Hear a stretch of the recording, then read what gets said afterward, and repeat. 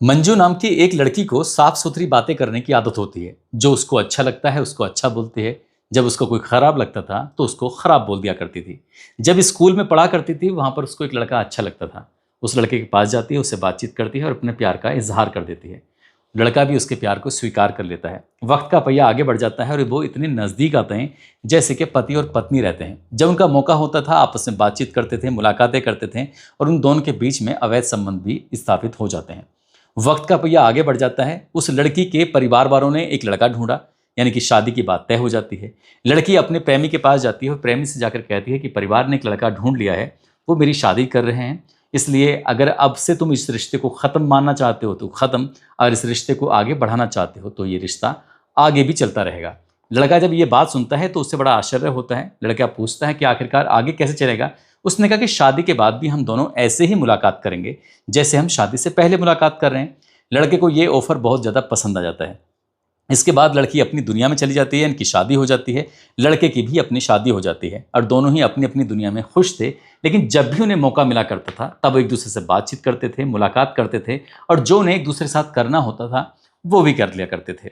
और भी वक्त आगे बढ़ जाता है। इस लड़की को अपने पति से कुछ नाराज़गी हो जाती है, यानी कि पति को छोड़ देती है। उसके बाद एक और व्यक्ति इसको पसंद आ जाता है, उससे शादी की बात करती है और शादी भी कर लेती है। उसकी ज़िंदगी में भी ठीक ठाक रह रही थी, खुश रह रही थी। लेकिन उसका जो दूसरा पति होता है कहती है मैं तुम्हें पसंद नहीं करती, मैं तुमसे दूर जाना चाहती हूँ, इसलिए तुम मेरी ज़िंदगी में वापस आने की कोशिश मत करना।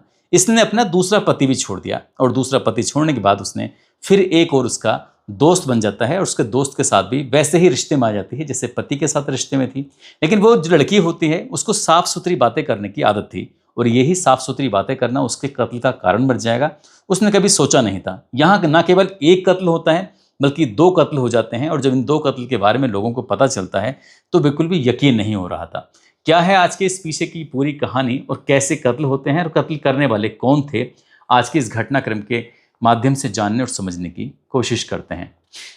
आदाब, नमस्कार, सत श्री अकाल। मैं उस्मान सैफी। आज की जो सच्ची घटना मैं आपको सुनाने जा रहा हूँ, ये सच्ची घटना है बिहार प्रदेश के ज़िला मुजफ्फरपुर की। मुजफ्फरपुर ज़िले में एक थाना लगता है कांटी, और कांटी थाना क्षेत्र का एक जगह है। वहाँ पर एनटीपीसी का एक प्लांट है। उस प्लांट के जो पीछे बैक साइड का जो एरिया होता है वहाँ से बहुत ज़्यादा दुर्गंध आ रही थी। ये तारीख होती है 26 जुलाई 2026 की। सुबह से ही जब राहगीर गुजर रहे हैं या फिर इस कम जो प्लांट में काम करने वाले कर्मचारी हैं या अधिकारी हैं वहाँ तक इसकी दुर्गंध आ रही थी। लोगों का रुकना भी वहाँ पर बहुत मुश्किल हो रहा था। जैसे जैसे वक्त आगे बढ़ रहा था वैसे वैसे दुर्गंध का भी आलम बढ़ता चला जाता है। तभी राहगीरों ने और आसपास के जो लोग थे उन्होंने देखा। देखने के बाद ये पता करने की कोशिश की कि आखिरकार दुर्गंध आ कहाँ से रही है। जैसे वो पास में जाते हैं, पास में जाने के बाद देखते हैं तो वहाँ पर एक लाश मिलती है। लाश वो एक महिला की होती है। पुलिस को सूचना दी जाती है और जैसे पुलिस को सूचना मिलती है पुलिस मौके पर आ जाती है। पुलिस ने आने के बाद इस लाश को कब्जे में लिया और कब्जे में लेने के बाद पोस्टमार्टम के लिए भेज दिया। लेकिन ये पता करना बहुत मुश्किल काम हो रहा था कि आखिरकार ये लाश किसकी है, क्योंकि चेहरा था वो पूरी तरह से झुलस चुका था। उसके चेहरे को पहचान करना बहुत मुश्किल काम हो रहा था। और जो लाश थी वो ऐसा लग रहा था जैसे कई दिनों पहले ही इसकी हत्या कर दी गई है और ये पूरी तरह से लाश सड़ चुकी थी। आखिरकार पुलिस ने लाश को कब्जे में लिया, पोस्टमार्टम के लिए भेजा और पोस्टमार्टम के भेजने के बाद फिर ये पता करने की कोशिश की कि लाश किसकी है। इसके बाद फिर सोशल मीडिया के माध्यम से एक सहारा लिया गया। जो भी मौके पर फ़ोटो खींचे थे वो और जो कपड़े के फ़ोटो थे वो सोशल मीडिया पर अपलोड कर दिए जाते हैं, ये कहते हुए कि इस महिला के संबंध में कोई भी जानकारी हो वो कांटी पुलिस स्टेशन में आकर संपर्क करे। और जैसे ही फ़ोटो सोशल मीडिया के अलग अलग प्लेटफॉर्म पर लगातार तैरने लगता है उसके बाद एक सूचना पहुँचती है। सूचना आती है कि इस महिला ने जो कपड़े पहने हुए हैं वो SKMCH एक नर्सिंग होम होता है उसके कपड़े होते हैं। इसके बाद फिर वहाँ के लोग संपर्क करते हैं। पुलिस भी वहाँ पर जाकर नर्सिंग होम में संपर्क करती है, पता करती है कि तुम्हारी कोई कर्मचारी का या डॉक्टर या कोई ऐसा सदस्य है जो यहाँ से गायब है, यानी कि लापता है। तभी वो अपने स्टाफ से बातचीत करते हैं और स्टाफ से बातचीत करने के बाद पता करते हैं कि हाँ सचमुच एक महिला है जिसकी उम्र लगभग 30 साल के आसपास है, जिसका नाम मंजू कुमारी है।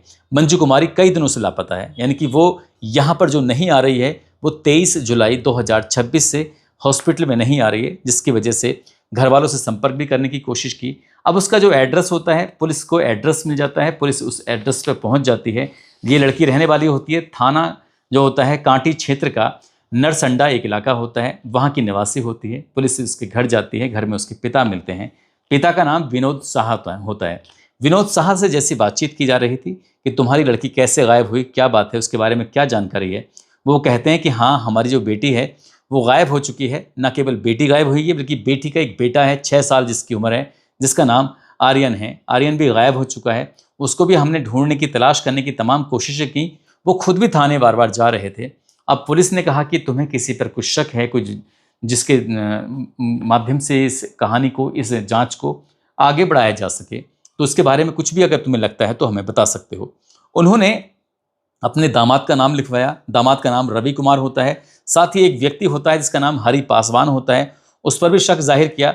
एक और व्यक्ति होता है जिसका नाम होता है विकास कुमार। साथ ही एक रंजीत होता है जो नर्सिंग होम में रहकर काम कर रहा था। इस सहित लगभग 6 लोगों के खिलाफ एफआईआर दर्ज कराई जाती है।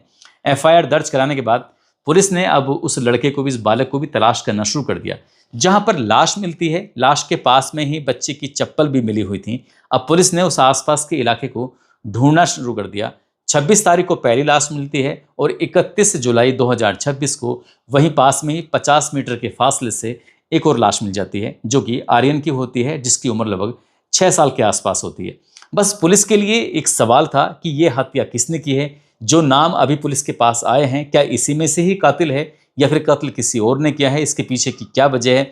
माँ को तो मारा ही मारा, लेकिन बेटे को क्यों मारा, बहुत सारे सवाल थे। न केवल उस थाने की पुलिस जानना चाहती थी, उस इलाके के लोग जानना चाहते थे, बल्कि जब अखबारों में खबर ये प्रकाशित होती है तो सभी लोग इस बारे में जानने में जुट जाते हैं कि आखिरकार मामला क्या है। तभी पुलिस ने इसमें जांच पड़ताल करना शुरू कर दिया और जांच पड़ताल करने के बाद पुलिस ने कुछ जो कड़ियों को जोड़ना शुरू किया था। इसमें जो नामजद व्यक्ति होता है जिसका नाम होता है हरि पासवान, पुलिस हरि पासवान के पास पहुंचती है और हरि पासवान से जब बातचीत करती है तो उसके इन्वॉल्वमेंट इतना था कि जो कातिल होता है, कातिल को उसने अपने पास छिपा लिया था। कातिल कोई और नहीं होता बल्कि हरि पासवान का बेटा होता है, जिसका नाम विकास कुमार होता है। विकास कुमार जो कि इस एफआईआर में नामजद एक व्यक्ति होता है। आखिरकार पुलिस उसके पास तक पहुंच जाती है और 1 अगस्त 2026 को आखिरकार विकास कुमार को पुलिस हिरासत में लेती है और हिरासत में लेने के बाद उससे पूछताछ करना शुरू कर देती है। उससे पूछा जाता है कि तुमने कत्ल क्यों किया। सबसे पहला सवाल पुलिस का यही था, लेकिन उसका जवाब यही था कि साहब, मैंने तो कोई कत्ल नहीं किया है, आप तो मुझे खामखा बीच में फंसाने की कोशिश कर रहे हैं। यदि उस लड़की के पिता ने उसका नाम लिखवा भी दिया है तो उसका कोई रोल नहीं है, लेकिन पुलिस का अपना तरीका होता है बातचीत करने का।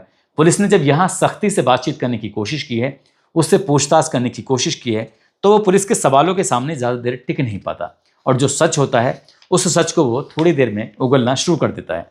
वो कहता है कि साहब, मैं और मंजू एक दूसरे को कॉलेज टाइम से जानते थे, उससे प्यार हो गया था, मुझे भी उससे प्यार हो गया था। जब हम आपस में मिलते थे, बातचीत करते थे, मुलाकातें करते थे, एक दूसरे के बीच में अवैध संबंध भी स्थापित हो जाते हैं। यानी कि जब मन करता था तब मुलाकात किया करते थे। इसी बीच में उस लड़की की शादी तय हो जाती है। जब शादी तय हो जाती है तो वो खुद कहती है कि इस रिश्ते को ख़त्म करना चाहते हो या इस रिश्ते को आगे बढ़ाना चाहते हो। जब बात आगे रिश्ते बढ़ाने की आती है तो उस लड़के के सामने खुला ऑफर था, उससे बिल्कुल भी इस बात से ऐतराज़ नहीं था। उस लड़की की शादी हो जाती है और शादी होने के बावजूद भी वो अपने प्रेमी से जब मौका मिलता था, यानी कि विकास कुमार से, तब उससे मुलाकात कर लिया करती थी, उससे बातचीत कर लिया करती थी और ऐसे ही वक्त का पहिया आगे बढ़ जाता है। इस महिला को 2 बच्चे यानी कि 2 बेटे पैदा हो जाते हैं। उस पति के साथ लगभग 5 साल तक ये रहती है और 5 साल रहने के बाद आखिरकार उस पति से जब उसका मन भर जाता है तो उसे भी छोड़ देती है। उसे साफ साफ कहती है कि मैं तुम्हें बिल्कुल नापसंद करने लगी हूँ, मैं तुम्हारे साथ नहीं रहना चाहती, क्योंकि इस महिला को साफ साफ बातचीत करने की आदत जो होती है। हालांकि जैसे इसके पति ने सुना, पति को इस बात से कोई ऐतराज़ नहीं होता है, कोई दिक्कत परेशानी नहीं होती है। इसके कुछ दिन के बाद फिर इस महिला को एक और व्यक्ति से प्यार होता है जिसका नाम रवि कुमार होता है। रवि कुमार से प्यार का इजहार करती है, इजहार करने के बाद शादी कर लेती है, जबकि इसने पहले पति से कोई तलाक नहीं लिया था। और जो इसका प्रेमी था, प्रेमी से मिलना जुलना, बातचीत करना, ये इसके लिए एक आदत बन जाती है। जनवरी 2026 जब आता है तो ये अपने दूसरे पति से भी दूरियां बना लेती है। उस पति से साफ साफ कह देती है कि तुम अपने रास्ते, मैं अपने रास्ते। अब जो बच्चे होते हैं उनमें से 2 बच्चों को तो इसने छोड़ दिया अपने परिवार के पास, यानी कि माता और पिता के पास, और एक जो बेटा होता है इसका, जिसका उम्र लगभग 6 साल के आसपास होती है, उसे ये अपने साथ रखती थी। साथ ही ये एक नर्सिंग होम होता है, उस नर्सिंग होम में ये नौकरी ढूंढ लेती है, नौकरी तलाश कर लेती है, वहीं पर नौकरी करना होता है और जो अपने किराए पर इसने घर लिया था उस घर में इसका रहना सहना शुरू हो जाता है। अब जो प्रेमी है, जो प्रेमी पहले से शादीशुदा है, उस प्रेमी का इस घर में आना जाना ये सब चलता रहता था। कोई दिक्कत नहीं थी, कोई परेशानी नहीं थी, सब कुछ ठीक ठाक चल रहा था। ये तारीख आती है 22 जुलाई 2026 वो लड़की किसी से बातचीत कर रही थी, और जब बातचीत कर रही थी, जो उसका प्रेमी होता है इनकी कॉलेज टाइम का, जो अक्सर उससे बातचीत करता था, मुलाकात करता था, उससे लिव इन रिलेशनशिप में रहना शुरू कर देता है। तभी वो मंजू से पूछता है, मंजू आज तुम किसी से बहुत सारी बातें कर रही हो, क्या बात है, किससे बातचीत कर रही हो? मंजू कहती है कि एक लड़का मेरी ज़िंदगी में आया है, उससे मेरी बहुत अच्छी दोस्ती हो गई है। तभी उसका प्रेमी पूछता है कि क्या तुम्हारे आपस में एक दूसरे के साथ प्रेम संबंधों के साथ साथ अवैध संबंध भी हो गए हैं?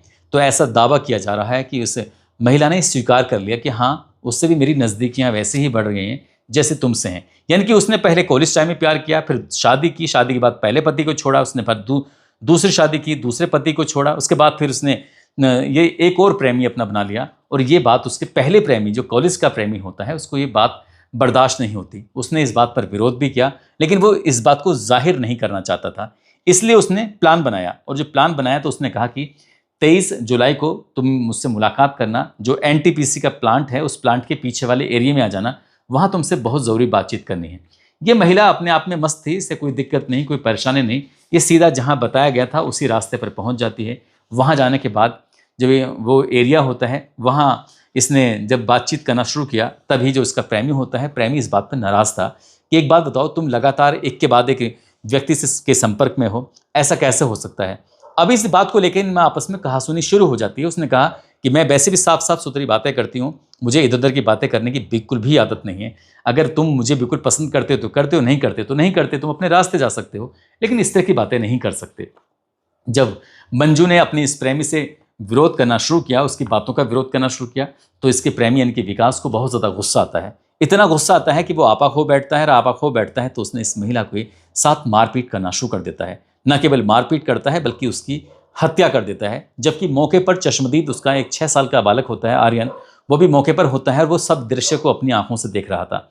इसी बीच में उसने उस महिला की हत्या करने के बाद आराम से, इत्मीनान से वहाँ से जाने की कोशिश कर रहा था, लेकिन उसके दिमाग में ख्याल आता है कि ये जो 6 साल का बालक है, ये उसकी ज़िंदगी का सबसे बड़ा नासुर बन जाएगा, इसलिए इस नासुर को निकालना बेहद ज़रूरी है। जैसे उसने उसकी माँ की हत्या की थी, ठीक बालक की भी वो ऐसे ही हत्या कर देता है, और हत्या करने के बाद माँ और बेटे के शव की दूरी लगभग 50 मीटर के फासले से वो अलग कर दी जाती है। अब इसी बीच में वहाँ पे एक हरे रंग की बोतल होती है, उस बोतल में कुछ ज्वलनशील पदार्थ होता है। उस ज्वलनशील पदार्थ को वो बच्चे के चेहरे पे डालता है, और जो उसकी माँ होती है उसके चेहरे पे डाल देता है। उसकी कोशिश ये थी कि इस लाश की पहचान नहीं होगी, माँ और बेटे की पहचान नहीं होगी, तो उसके बाद फिर पुलिस इधर उधर भटकती रहेगी और कभी भी इस बात का खुलासा होगा ही नहीं। यानी कि कातिल ने कत्ल कर दिया, ये सोचकर कि अब कभी वो पकड़ा नहीं जाएगा। उसने पहचान मिटाने की पूरी पूरी कोशिश की थी, लेकिन उसकी पहचान तब बेकार हो जाती है जब उस महिला के जो कपड़े पहने हुए थे उस पर एक स्टिकर लगा हुआ था। स्टिकर पर लिखा हुआ था SKMCH। और इस सोशल मीडिया पर जब ये फोटो वायरल होता है तो उसके बाद नर्सिंग होम वालों तक खबर पहुंच जाती है, और नर्सिंग होम वालों ने ही पुलिस से संपर्क किया, और संपर्क करने के बाद फिर इस घटनाक्रम का खुलासा हो जाता है। पुलिस जब 2 अगस्त 2026 को इस घटनाक्रम का खुलासा कर रही थी, तो पत्रकारों ने सवाल भी पूछा कि इस घटना में क्या और भी शामिल है। पुलिस कहती है कि ये जांच का विषय है, लेकिन इस लड़के के पिता को पुलिस ने जो हिरासत में लिया था वो इसलिए लिया था क्योंकि वो जानते थे कि कत्ल में उसके बेटे का हाथ है। इसलिए पुलिस ने बाप को भी भेजा जेल, और जो कातिल होता है उसको भी जेल भेज दिया। और पुलिस का ये भी कहना है कि इस हत्याकांड से यदि कोई और भी जुड़ा हुआ है तो जब चार्जशीट लगाई जाएगी तो उस चार्जशीट में उसे शामिल किया जाएगा, मामला अदालत में जाएगा, और कम से कम समय में आरोपी को सजा दिलाने की कोशिश की जाएगी। भले ही चाहे कत्ल करने वाला या फिर अपराध करने वाला कितना ही शातिर किस्म का क्यों ना हो, कितना ही वो सोचे कि इस घटनाक्रम का कभी खुलासा नहीं होगा, इसके लिए चाहे वो कितनी भी पढ़ाई क्यों ना कर ले, लेकिन अपराध कभी छिपता नहीं है। और इस कहानी में भी ऐसे ही होता है। मंजू का जो कातिल होता है उस तक पहुंचने में पुलिस को ज़्यादा वक्त नहीं लगता। 48 घंटे में ही इस हत्यारे को पुलिस पकड़ लेती है। पकड़ने के बाद गिरफ्तार करने के बाद उसको जेल भेज देती है। और जब घटनाक्रम का खुलासा होता है तो लोग कह रहे थे इस महिला को इतनी साफ सुथरी बातें करने की आदत ही आखिरकार क्यों थी। लेकिन सबसे खराब आदत इस महिला की होती है, उसको एक के बाद एक नए नए पुरुषों के साथ बातचीत करना, उनके साथ संबंध स्थापित करना, इस तरह की आदत होती है। और यही इसकी सबसे खराब आदत होती है जो इसके कत्ल का कारण बन जाता है। न केवल इसके कत्ल का कारण बनता है बल्कि इसके बेटे का भी कत्ल का कारण बन जाता है, जिसका इस मामले में कोई भी दोष नहीं था, कोई भी उसका कसूर नहीं था, और वो बेवजह मारा जाता है। दोस्तों, जाते जाते अमर अहिरवार हैं। अमर अहिरवार का जन्मदिन है, साथ ही आभा सेन हैं, आज इनका भी जन्मदिन है, और हर्षिका दोहार हैं, आज इनका भी जन्मदिन है। इन सभी को जन्मदिन की ढेरों सारी शुभकामनाएं, बहुत बहुत मुबारकबाद। और कुछ लोगों ने नाम लेने की अपील की है, जिसमें बरेली उत्तर प्रदेश के मोहम्मद रब्बानी हैं, हिसार हरियाणा की रेखा वर्मा हैं, बदायूं उत्तर प्रदेश से सोनू हैं, तेरपुर से नफीस, बनत ज़िला शामली उत्तर प्रदेश के रहने वाले नदीम हैं, परसादी जो छपरा के हैं जिनका नाम विपिन कुमार है, एमडी जन्नत अंसारी जो कि दिनारा के रहने वाले हैं, इकबाल अंसारी, और रिजवान उस्मानी हैं, अन्नू यादव हैं, मोहम्मद इस्माइल सीतापुर से हैं, ओम राजभर जो कि जैनपुर के रहने वाले हैं। आप सब लोग अपना ख्याल रखें, सुरक्षित रहें। जय हिंद, जय भारत।